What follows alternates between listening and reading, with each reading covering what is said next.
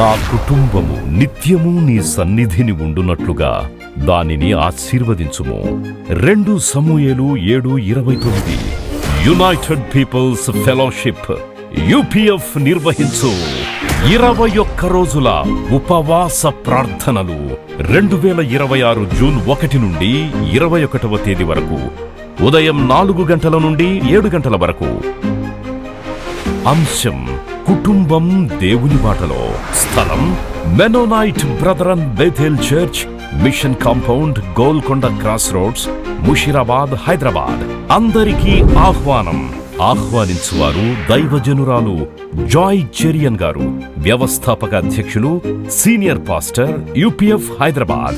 వివరములకు సంప్రదించండి 9550504718 మరియు 9030757571. ప్రభు పేరిట శుభములు తెలియజేస్తున్నాను. కుటుంబ విలువలనే అంశం మీద మనం ధ్యానిస్తున్నాం. సంఘము ఎప్పుడైనా మీకు ఉపవసించమని పిలిపిస్తే దానికి కట్టుబడి ఉండండి. దేవుడు తన అభిషక్తులకు సెలవిస్తాడు కొన్ని మాటలు. ఆ మాటలు సంఘానికి తెలియజేసినప్పుడు సంపూర్ణ విధేయత చూపాలి. విధేయతనే ఆశీర్వాదానికి మూల కారణం. Only obedience brings God's blessing. తప్పకుండా ఉపవాసం ఉండాలి. మీ శరీరతత్వం బట్టి ఒకవేళ 3 పూటలు ఉపవాసం ఉండలేమంటే మెడిసిన్ తీసుకోవాలి అని అలాంటి పరిస్థితులు ఉంటే మీరు డానియల్ ఫాస్టింగ్ చేయమని కూడా, మీకు మటన్ చికెన్ తినకుంటే మనకి ఏదైనా నష్టమవుతుందా? వైద్యులు అంటారు ఇది చాలా లాభకరం అంటున్నారు. కొన్ని టాక్సిన్స్ నీ శరీరం నుండి తొలగిపోతుంది. అది కూడా నీకు వీలున్నంత ఉపవాసం. ఇంకా కఠినమైన ఉపవాసాలు చేసేవాళ్ళు ఉన్నారు. 3 పూటలు కూడా ఆహారం తినకుండా నీళ్ల మీద ఉండేవారు ఉన్నారు. వాళ్ళని గుర్తు తెచ్చుకోండి. లేక 1 పూట మానండి. మీ కుటుంబాలు ఇచ్చాడు కదా దేవుడు. ఆ కుటుంబాలు చక్కబడాలని మీకు కోరిక లేదా? మీ పిల్లలు మంచి స్థితికి రావాలని మీకు ఆశ లేదా? మీకున్న ఇబ్బందులు తొలగిపోవాలని మీకు వాంఛ లేదా?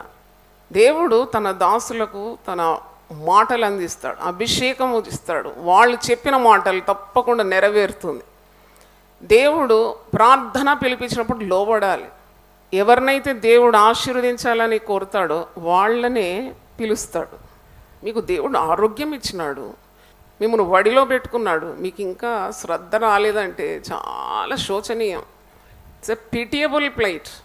దేవుని సన్నిధిలో దొరకందంటూ ఏది లేదని ప్రసంగాలు చేస్తూ ఆశీర్వాదాలు ఇప్పుడు గుర్తు చేస్తూనే ఉన్నాము.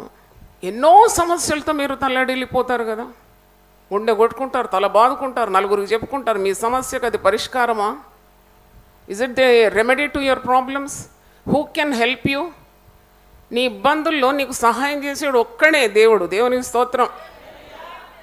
భయపడకము, నేను నీకు సహాయం అంటే అది ఉట్టి మాట నాది? Is it A joke? Does God joke? దేవుడు సరసోక్తులు పలికేవాడా? కానే కాదు కదా. ఆయన మాటలు ఎన్ని ఉన్నా అవన్నీ కూడా క్రీస్తునందు అవునన్నట్టుగానే ఉంది. హల్లెలూయా గట్టిగా చెప్పండి. మరి ఎందుకు నమ్మకం లేదు? అన్నీ కావాలి, నిద్ర వదిలిపెట్టొద్దు, అన్నీ కావాలి, తిండికి దగ్గరగా ఉండాలి. దగ్గరేంటి? మింగాలి. నేను ఎందుకు చెప్తున్నానంటే దేవుడు చెప్పిన మాట చెప్తున్నాను అంతే. ఇప్పుడు దేవుని ఆదేశాలు కదా మనం పాటించేది. You are walking according the word of God. అన్నీ దొరికిపోతుంది. దేవుడు చాలా మంచివాడు, అన్నీ ఇచ్చేస్తాడు, అన్నేమి ఇవ్వడు. No pain no gain. You have to put your effort, you have to do your homework. చిన్న స్కూల్లోనే చిన్న బిడ్డ వచ్చిండు, అమ్మ హోంవర్క్ ఉంది మమ్మీ అంటే హోంవర్క్ చేయాలి, లేకుంటే ఫలితం ఉండదు. సమస్యలు మరి మీ నుండి తొలగిపోవడానికి ప్రేమతో ప్రభు ఇచ్చిన మాట మీకు సెలవిచ్చినప్పుడు దానికి విధేయత చూపాలి, రావాలి, ప్రార్థనకు రావాలి.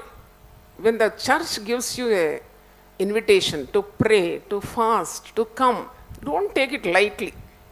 ఒక దగ్గర పరిశుద్ధ గ్రంథంలో మీరు స్తుతించకుంటే ఏం స్తుతిస్తాయట? రాళ్ళు కేకలు వేస్తాయంట.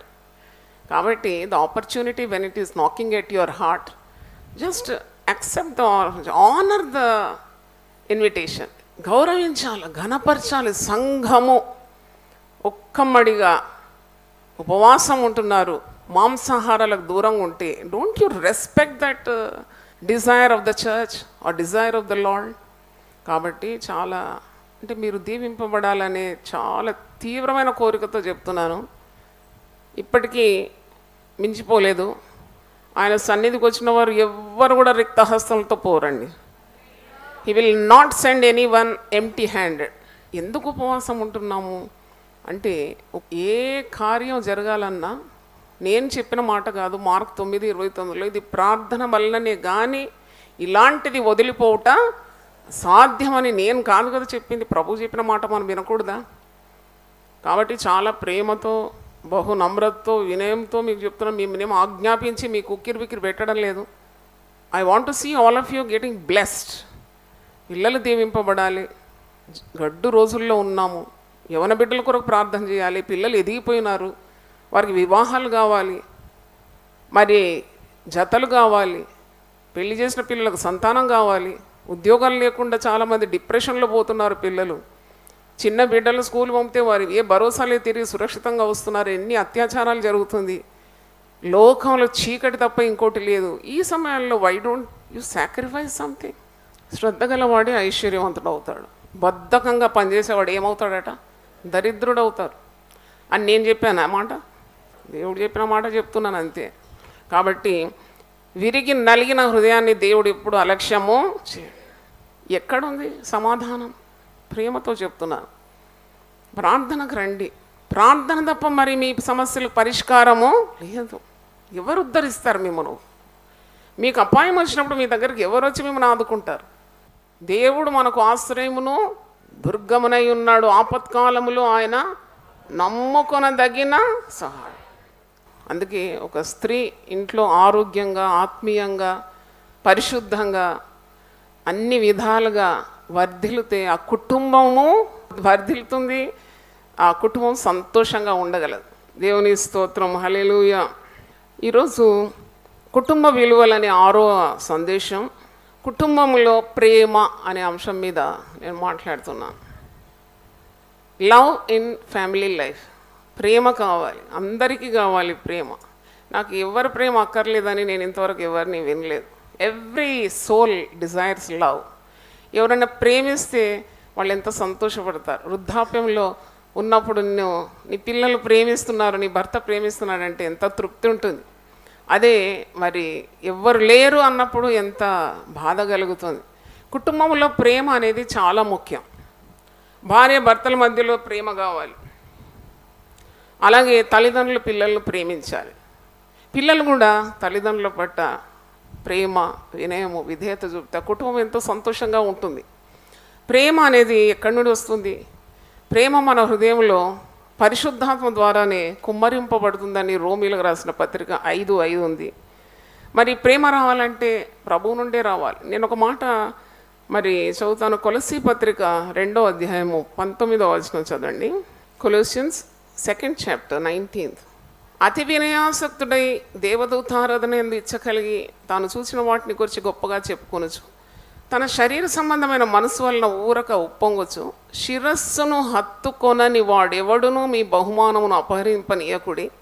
ఆ శిరస్సు మూలంగా సర్వ శరీరము కీళ్ల చేతను నరముల చేతను పోషింపబడి అతుకబడినదై దేవుని వలన కలుగు వృద్ధితో అభివృద్ధి పొందుచున్నది. ఎవరి శిరస్సు? శిరస్సు ఎవరు? శరీరానికి యేసుక్రీస్తే శిరస్సు. మరి సంఘానికి ఎవరు శిరస్సు? యేసుప్రభువే శిరస్సు. ఆ శిరస్సును హత్తుకొనివాడు శిరస్సు నుండి ప్రతి దీవెన పొందుకుంటున్నాడు. ఆ శిరస్సు మూలంగానే సర్వ శరీరము కీళ్ల చేత నరముల చేత పోషింపబడి అతకబడినదై దేవుని వలన కలుగు వృద్ధితో అభివృద్ధి పొందుతున్నది. అంటే the most important role in a family is of the man. చూడండి, ఆ శిరస్సుకు ఉన్నంత బాధ్యత, ప్రేమ లేక రెస్పాన్సిబిలిటీ అని ఇంగ్లీష్లో అంటారు, అది చాలా గొప్పది. The head of the family. ఒక కుటుంబానికి ఆ పురుషుడు మరి అక్షరార్థంగా శిరస్సుగా ఉన్నాడు. అసలైన శిరస్సు యేసుప్రభువే. ఆ శిరస్సు తన భార్యను, తన పిల్లలను ఏ విధంగా వాక్యానుసారంగా తీసుకొని వెళ్తున్నాడో అది చాలా ప్రాముఖ్యమైంది. ఒకవేళ ఆ కుటుంబ నాయకుడు సరిగా లేకుంటే ఆ భారం అంతా కూడా స్త్రీ మీద పడుతుంది. ఆ స్త్రీ కూడా పట్టించుకోకుంటే ఆ పిల్లలు అనాథులు దిక్కులేని దేశ దిమ్మర్లాగా తిరుగుతారు. అంటే కుటుంబం పాడైపోయిందని అర్థం. ఆ స్త్రీ బాధ్యత తీసుకుంటుంది, పురుషుడు తీసుకోనని బాధ్యత కూడా తీసుకుంటుందంటే అస్సలైన శిరస్సు యేసు ప్రభువుకు ఆమె అతుకబడి ఉన్నది. దేవునికి స్తోత్రం. ఎందుకంటే కొన్ని గృహాల్లో చూసినప్పుడు త్రాగుబోతు భర్తలతో కాపురం చేసి పిల్లలను పైకి తెచ్చిన స్త్రీలు ఎంతమంది ఉన్నారండి? అట్టి స్త్రీలకు ఒకసారి గట్టిగా చప్పట్లు కొట్టారు. పచ్చి తాగుబోతులతో కాపురం చేసిన స్త్రీలు ఎన్ని ఇబ్బందులు పడినారు. పిల్లలు కంటే సరిపోదు కదా, వాళ్ళు పెంచి పైకి తేవాలి, వారిని ఒక స్థాయికి తీసుకొని రావాలంటే అహో రాత్రులు పరిశ్రమ చేసిన ఎన్ని ఇబ్బందులు పడ్డారు. వాళ్ళ పురుషుడు సరిగా లేదని చెప్పి కుటుంబాన్ని వదిలిపెట్టి పరపురుషులతో తిరగలేదు.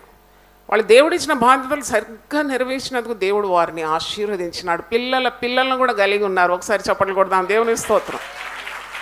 అంటే వారు శిరస్సుకు అతుక్కున్నారు. యేసు ప్రభు శిరస్సుగా ఉండి ఆ శిరస్సుకే వారు అతుకబడినారు. కాబట్టి వారికి కావలసిన ఆశీర్వాదాలన్నీ కూడా ఆ శిరస్సు నుండి వారు పొందుకున్నారు. ప్రేమ చాలా గొప్పదండి. ఒక భర్త తన భార్యను మిక్కటంగా ప్రేమించాలి. ప్రేమ నటించరాదు. చాలామంది పురుషులు నటిస్తారు. ప్రేమ ఉన్నట్టే ఏదో కొత్త చీర కొనుక్కొచ్చి చేసే వ్యభిచార పాపాలు చేస్తూ ఉంటారు. మల్లెపూ దండ చేసి తిరుగుతూ ఉంటారు. అది దేవుని దగ్గర ఈ నకిలీ పని ఎప్పుడు చెల్లదు. Already you are digging your own grave. నీ గొయ్యి నువ్వు దవ్వుకుంటున్నావు. అంతే. యథార్థవంతులకి దేవుడు తోడు ఉంటాడు. దేవుని పేరు మరో పేరే సత్యం, ఇంకో పేరే ప్రేమాస్వరూపి.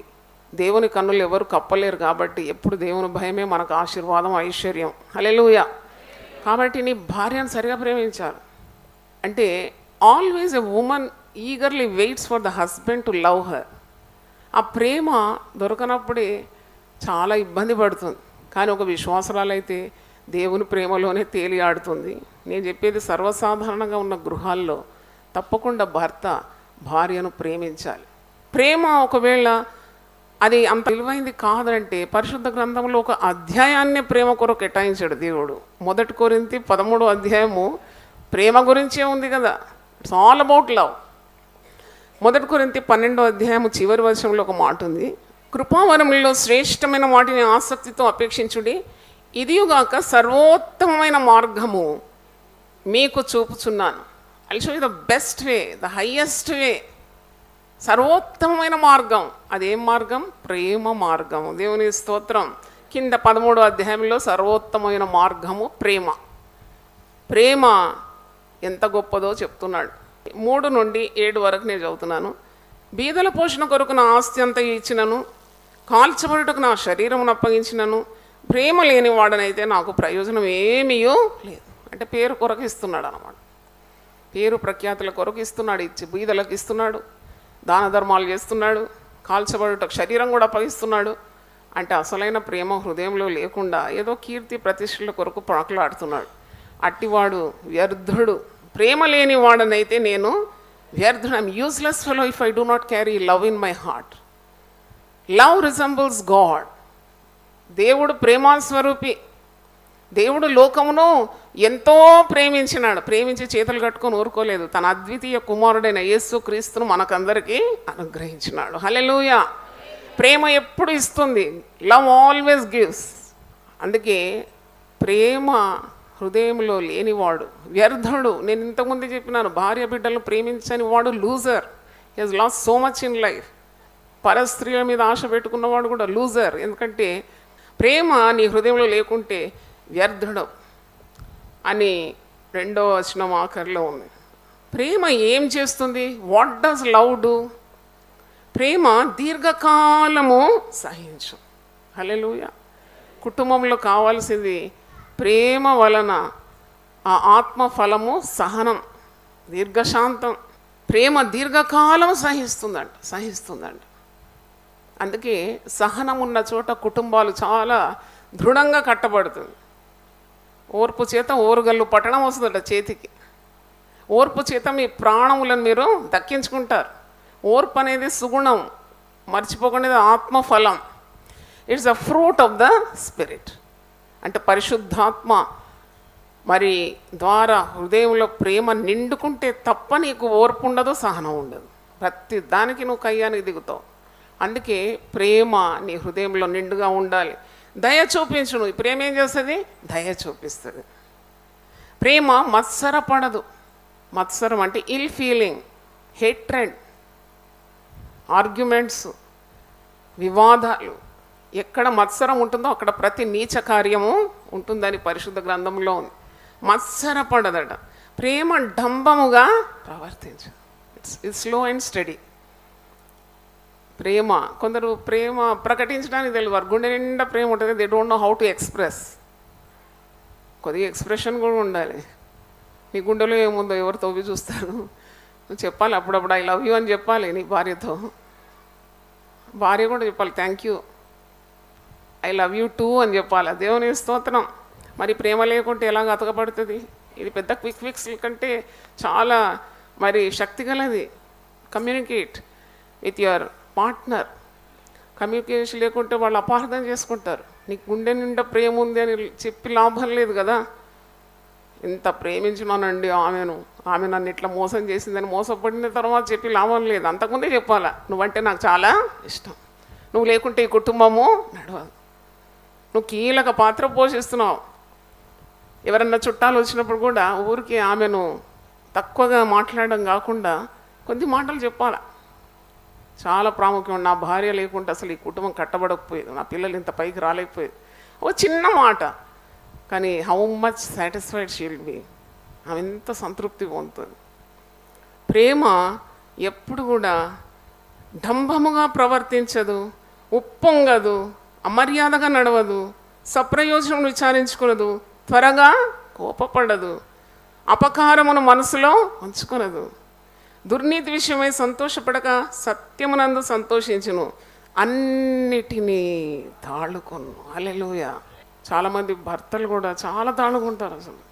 అసలు స్త్రీలు అయితే పైకి చెప్పుకుంటారు మా ఆయన మంచోడు కాదని, కానీ ఎక్కడైనా పురుషుడు చెప్పుకుంటాడని చాలా దిగమింగుతూ ఉంటాడు పాపం.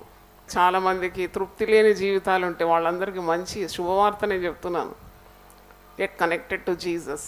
కనుక ప్రేమ అన్నిటినీ ఏం చేస్తుందంట? తాళుకుంటుంది. అన్నిటినీ నమ్మును, అన్నిటినీ నిరీక్షించును, అన్నిటినీ ఓర్చను. హల్లెలూయా. కింద వచనంలో అంటాడు విశ్వాసము, నిరీక్షణ, ప్రేమ వీటన్నిటిలో శ్రేష్టమైనది ప్రేమ. ప్రేమే. కాబట్టి కుటుంబ విలువల్లో ప్రేమ చాలా గొప్పది. ప్రేమ ఉంటేనే ఆ కుటుంబం పరిపూర్ణంగా ఉంటుంది. A family, an imperfect family becomes perfect only where there is love. ఒక అయోగ్యుడైన వాడిని కూడా ఆ భార్య ప్రేమిస్తుందంటే ఆ దేవుని ప్రేమ కాకుంటే ఏంటి మరి? ఉట్టి పాట పాడితే సరిపోదు. ఎంత ఘోర పాపాత్ములనైనా ప్రేమించును పాట పాడితే కాదు, ఆ పాట నీ జీవితం ఒక పాటగా మారాలి. ఎంత దుర్మార్గుడైనా వాడు మరి ఆ క్రమస్థుడైనా నీకు తెలుసు అని హృదయం సరిగా లేదు, అయినా ప్రభు ప్రేమతో నీ భర్తను ప్రేమించగలుగుతున్నావు, పరిచర్య చేయగలుగుతున్నావు, ఆయన ద్వారా పిల్లలను కన్నావు, ఆ పిల్లల బాధ్యత నీ మీద ఉంది, పెళ్లిపీటల మీద నీవు నిబంధనలు చేసావు, అందరికీ సాక్ష్యంగా దేవుని సాక్షిగా తీసుకున్న ఆ వౌస్, ఆ నిబంధనలకు నువ్వు కట్టబడి ఉన్నావంటే నీకంటే ధన్యురాలు ఈ లోకంలో లేదండి. దేవుని స్తోత్రం. హల్లెలూయా. చాలామందికి భర్త ప్రేమ లేదు, ఉన్న ప్రేమించిన ఊరికే కపట ప్రేమ.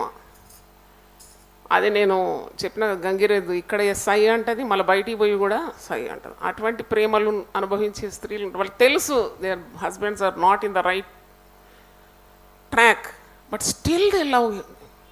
అది ఎంత ప్రేమ అండి! అది నిజంగా దేవుని ప్రేమ కాకుంటే మరో ప్రేమను. అది ఏంటది? దేవుని ప్రేమనే కదా. తెలుసు అక్రమస్తుడు, తెలుసు వ్యభిచారి, దుర్మార్గుడు, అవినీతిపరుడు, కొడుతాడు, త్రాగుతాడు, ఇంటిలో ఉన్న మరి వస్తు సామాగ్రి కూడా మాయం చేస్తాడు అని తెలిసి కూడా అట్టివాన్ని ప్రేమిస్తే అది ఎవరి మనసు అనుకుంటున్నారు మీరు?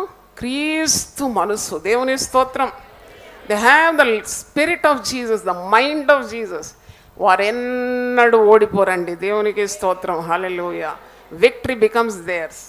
ఎందుకంటే చూచుచున్న దేవుడు కదా, దేవుడు చూచేవాడు కదా. ఆయనకు బట్టబయలుగా ఉంది కదా నీ కుటుంబం పరిస్థితి, నీ బాధ, నీ రోదన, నీ మూలుగుల శబ్దం ఆయన చెవులకు వినబడడం లేదా? అందుకే కదా ఈ ఉపవాస ప్రార్థనలు పెట్టేది. Come and weep in the presence of God. Definitely there is an end to your problems. నీ దుఃఖ దినములు సమాప్తమైపోతుంది. హల్లెలూయా. కాబట్టి ఇట్టివారు కూడా మరి శ్రమను అనుభవిస్తూ కూడా ఎవరికి చెప్పకుండా, ఇతరులకు పంచుకోకుండా ప్రభు పాదాల దగ్గర తమ హృదయాలు కుమ్మరించి వేడుకొని మరి విజయాన్ని సాధించిన స్త్రీలు కూడా చాలామంది ఉన్నారు. పరిశుద్ధమైన స్త్రీలు. వారు మరి కుటుంబాలను తప్పకుండా కట్టుకోగలుగుతారు. కొంతమంది స్త్రీలు, నేను కుటుంబంలో ప్రేమ గురించి చెప్తున్నానండి, కొంతమంది స్త్రీల హృదయాలు అపవిత్రంగా ఉంటుంది. మంచి భర్త దొరికినా కానీ వాళ్ళు భర్తను ప్రేమించరు. ఒక గ్లాస్ నీళ్ళు అడుగుతీయరండి వీళ్ళేం కుటుంబ స్త్రీలు అర్థం కాదు. ఇన్ని పనులు, ఇన్ని సంఘ కార్యక్రమాలు చేసినా, ఇంత పెద్ద సంఘం మిమ్మల్ని అందరినీ నడిపించినా నేను మాత్రం నా డ్యూటీ తప్పకుండా చేస్తాను. ఎందుకంటే బికాజ్ ఐ ఫియర్ గాడ్. నేను దేవుని భయపడుతున్నాను కాబట్టి నాకు దేవుడిచ్చిన బాధ్యతలు సరిగ్గా చేయకుంటే నేను ఎలా ప్రజల ముందు నిలబడి దేవుని కార్యాలు చేయమని చెప్పాలి? First I have to be an example in my house. Charity begins at home. ప్రేమ ఎక్కడో పోయి మరి ప్రకాశించదట. ప్రేమ ఇంట్లోనే మొట్టమొదట ఆరంభించేది ఎక్కడ? కుటుంబంలోనే ప్రేమ ఉద్భవిస్తుంది. దేవుని స్తోత్రం, హల్లెలూయా. ఏ మంచిదైనా కుటుంబం నుండి రావాలి. సామెతలు 15:1 ఆ మాట చూడండి. ఎప్పుడైనా మరి ఇంట్లో కొద్దిగా గొడవగా ఉన్నప్పుడు ఆ స్త్రీ అయినా పురుషుడైనా బైబిల్ పద్ధతులు లేక పరిశుద్ధ గ్రంథం చెప్పిన నియమాలను పాటించినప్పుడు వెంటనే దేవుని కనికరం వచ్చేస్తుంది, సమాధానం ఆ కుటుంబంలో వచ్చేస్తుంది. సామెతలు 15:1 చూడండి. మృదువైన మాట క్రోధమును చల్లార్చు, నొప్పించు మాట కోపమును రేపు. చాలా కుటుంబాల్లో గందరగోళం, ఎందుకంటే ఆ స్త్రీ నోరు మూసుకోదు. ఆయన బాధింపబడినను నోరు తెరవలేదు. అది ఎంత మాట! నా కుటుంబంలో క్షేమాన్ని తెచ్చింది, నెమ్మదిని తెచ్చింది ఆ మాట నేను పాటించినప్పుడు. అంటే ప్రభు కంటే ఎక్కువ బాధలు నేను పడుతున్నానా? ఒకసారి అడుగుకున్నాను నా హృదయంలో. అవును, ఎన్నెన్నో ఉంటాయి, అన్నీ మీకు విప్పి చెప్పలేను. కానీ నేను ప్రభు దగ్గర వేడుకున్నప్పుడు ప్రభు ఈ మాట నాకు గుర్తు చేసినాడు. నువ్వు నాకంటే శ్రమలైతే అనుభవిస్తలేవు కదా. అందుకే కొన్ని వాక్యాలు గుర్తు చేసినాడు నాకు. అప్పుడు వెంటనే పీస్ రెయిన్డ్ అవర్ హౌస్, సమాధానం దిగొచ్చింది. ఆయన ఎన్ని ఇబ్బందులు పడినాడు. ఒకసారి ప్రభు అంటున్నాడు, నేను అలసిపోయినాను ప్రభు, నేను విసిగిపోయినా, నేను అన్నీ వదిలేస్తాను, నేను అటు సేవ వస్తున్నా, ఇటు కుటుంబం కూడా వదిలేసి నేను ఎక్కడ వెళ్ళిపోదాం. జరిగే పనేనా అది? అప్పుడు ప్రభు ఒక మాట ఇచ్చినాడు. హెబ్రీ పత్రిక 12:3 కొన్ని 20 సంవత్సరాల ముందు జరిగిన కార్యం. మీరు అలసట పడకయు మీ ప్రాణములు విసుకకయు ఉండనట్లు పాపాత్ములు తనకు వ్యతిరేకంగా చేసిన తిరస్కారం అంతయు ఓర్చుకుని ఆయనను తలంచుకున్నాడు. మా వివాహమైన కొన్ని సంవత్సరాలు, అంటే జస్ట్ ఇనీషియల్ 2-3 ఇయర్స్లోనే అసలు చాలా బాధ కలిగింది. అంటే కొన్ని కార్యాల్లో నేను చాలా విసిగిపోయినాను అనమాట. అసలు వద్దు, కుటుంబ జీవితం వద్దనుకున్నాను, చాలా బాధపడుతున్నాను. అప్పుడు మా తండ్రి దగ్గర పోయి నేను చెప్పాను అన్నమాట, ఇది కుదరని పని, అసలు నా కుటుంబం వద్దు, ఏం వద్దు అంటే. అప్పుడు సేవ లేదు, banker. I want to take a legal separation. మా మనస్తత్వాలు కుదరడం లేదు, మాకు ఎలాంటి మ్యాచ్ లేదు. మా నాన్న ఒక్క మాట అన్నాడు, చాలా సైలెంట్ మనిషి, ఒక్క మాట అంటే చెట్టు దిగిపోయింది. ఏమనంటే, డైవర్స్ అనే పదం మీ కుటుంబంలో వినబడొద్దు అన్నాడు. అంతే, సెట్ రైట్ అయిపోయి గమ్మున ఇంటికి వెళ్ళిపోయినా. అంటే దాంట్లో ఎంతో జ్ఞానం ఉన్నట్టు నాకు అనిపించింది. కొన్ని కుటుంబాల్లో చీటికి మాటికి ఇదే మాట, రోజుకి 20 సార్లు అని అంటారు. అది పిల్లల మీద దుష్ప్రభావాన్ని చూపుతుంది. ఇంత సరైన మాట కదా. అంటే పిల్లలు ఊరికి వింటారు ఈ మాట.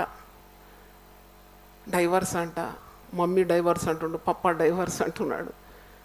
మమ్మీ ఏమో డాడీ రాగానే చెడ్డ మాటలు తిడుతుంది, బూతులు తిడుతుంది, ఎక్కడ పోయినావు, ఏం చేసినావు అంటుంది. ఇవన్నీ తెలియకుండానే పిల్లల మీద ముద్రలు, చెరగని ముద్రలు అన్నమాట. తల్లిదండ్రులు ప్రేమగా మెలగకుంటే పిల్లలు ఎలా బాగుపడతారు? ఆ తల్లి కన్నా తండ్రి కన్నా పట్టుదల ఉండాలి. ఇదిగో నా పిల్లలు పాడు కాకూడదు, పిల్లలు చదువుకోవాలి.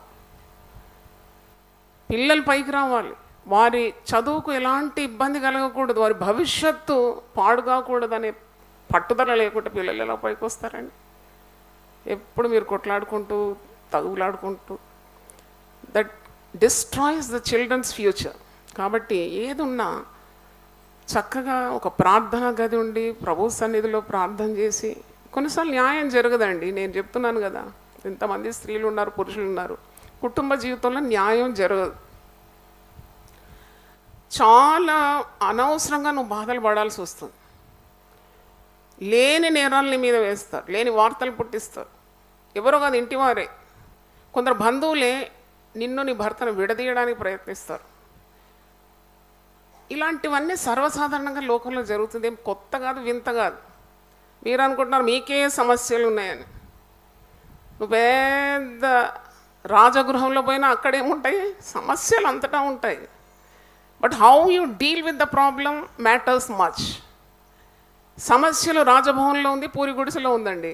విశ్వాసుల గృహంలో ఉంటుంది, అవిశ్వాసుల గృహంలో ఉంటుంది. సర్వ సమాజంలో సమస్యలు ఉంటాయి, ఈ లోకంలో సమస్యలు ఉంటాయి. ప్రభువే చెప్పినాడు, ఈ లోకంలో మీకేం కలుగుతుంది, శ్రమలు కలుగుతుంది. కలగవని చెప్పలే ప్రభు. ఈ లోకంలో మీకు శ్రమ కలుగుతుంది, అయినను మీరేం చేయాలి, ధైర్యము తెచ్చుకోవాలి. ఎవరిని బట్టి ధైర్యం తెచ్చుకోవాలి? దేవుని బట్టి ధైర్యం. నేను లోకాన్ని ఏం చేసినాను, జయించిన. అంటే మనకు విజయం ఇస్తాడా లేదా? ఇస్తే ఒకసారి చప్పట్లు కొడదాం, దేవుని ఇస్తాం. హల్లెలూయా.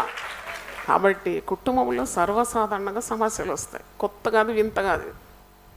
నీకే వచ్చింది, నాలాంటి శ్రమలు మీకేమో, నాకు యోబు లాంటి సమస్య వచ్చిందని ఒక ఆమె అంటుంది.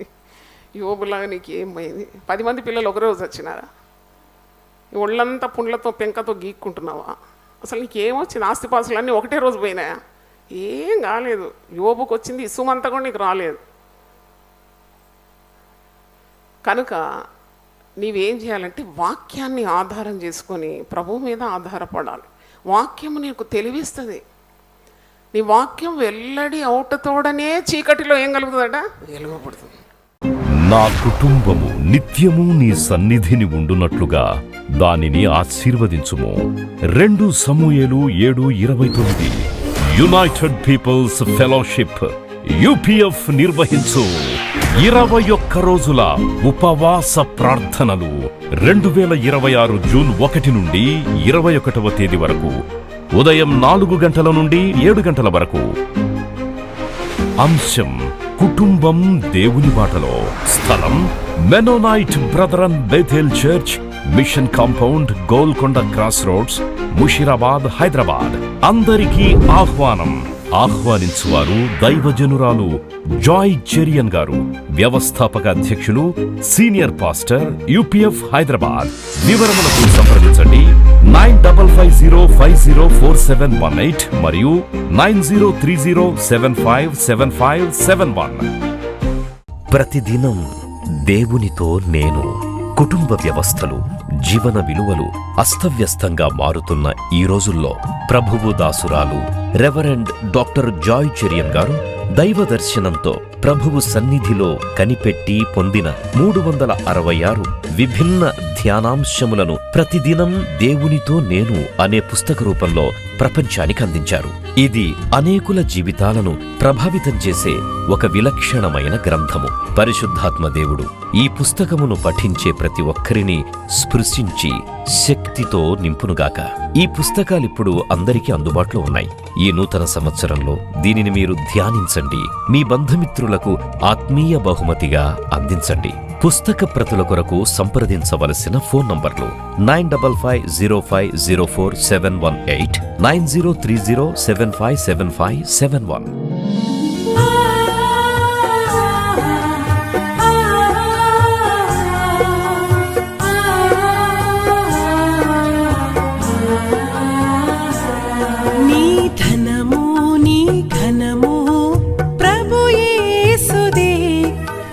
దశమా భాగమునీయ వెనుదీతువా. నీ ధనము నీ ఘనము ప్రభు యేసుదే, నీ దశమా భాగమునీయ వెనుదీతువా. ధరలోన ధనధాన్యములని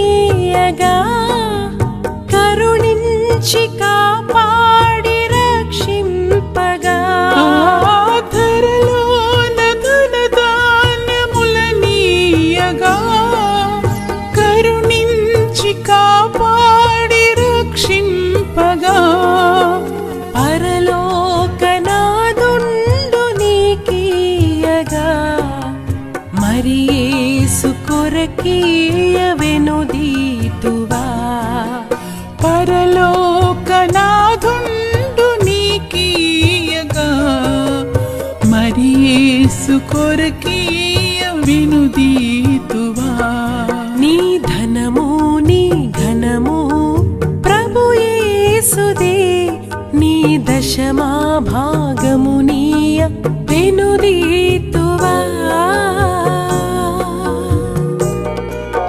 పాడి పంటలు ప్రభువు నీకీయగా కూడు గుట్టలు నీకు దయచేయగా పాడి పంటలు ప్రభు నీకీయగా కూడు గుట్టలు నీకు దయచేయగా వీడంగ ప్రభు యేసు నామంబును గడువేల ప్రభుకీయను క్రైస్తవా వేడంగ ప్రభు యేసు నామంబును గడువేల ప్రభుకీయను క్రైస్తవా నీ ధనము నీ ఘనము ప్రభు యేసుదే నీ దశ